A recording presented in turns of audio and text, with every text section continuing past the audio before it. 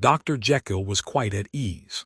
A fortnight later, by excellent good fortune, the doctor gave one of his pleasant dinners to some 5 or 6 old cronies, all intelligent, reputable men, and all judges of good wine. And Mr. Utterson so contrived that he remained behind after the others had departed. This was no new arrangement, but a thing that had befallen many scores of times. Where Utterson was liked, he was liked well.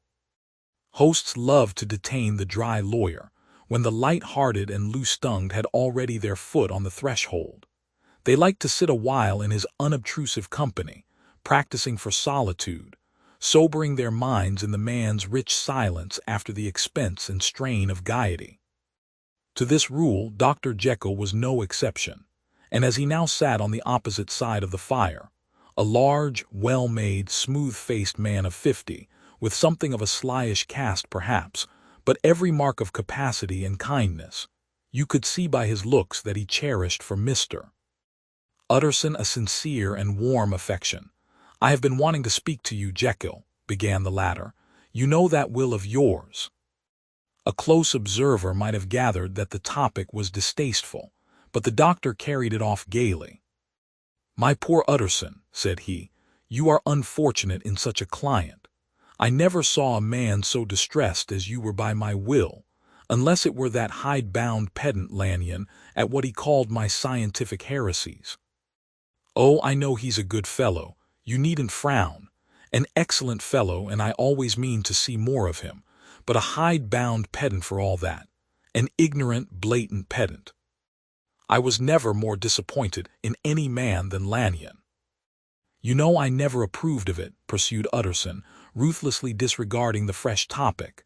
"My will? Yes, certainly I know that," said the doctor a trifle sharply. "You have told me so."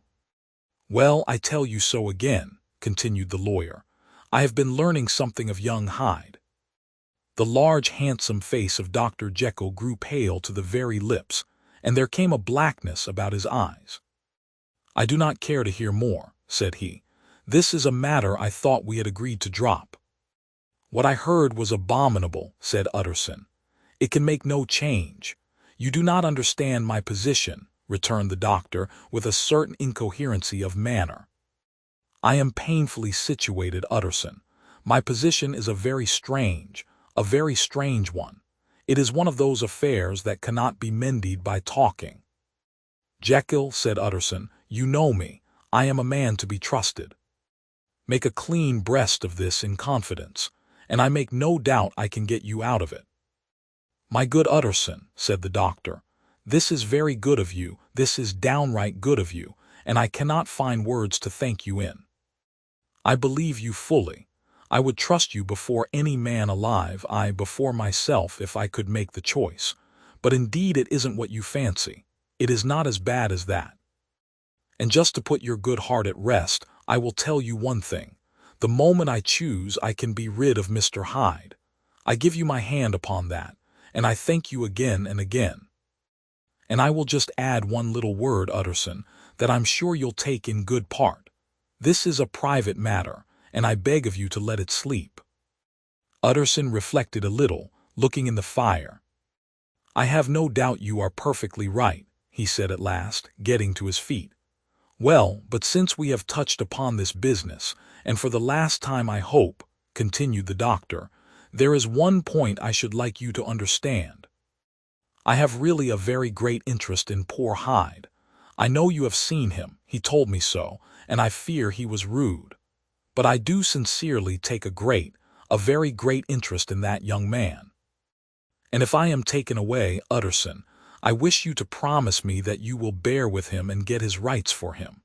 I think you would, if you knew all, and it would be a weight off my mind if you would promise." "I can't pretend that I shall ever like him," said the lawyer.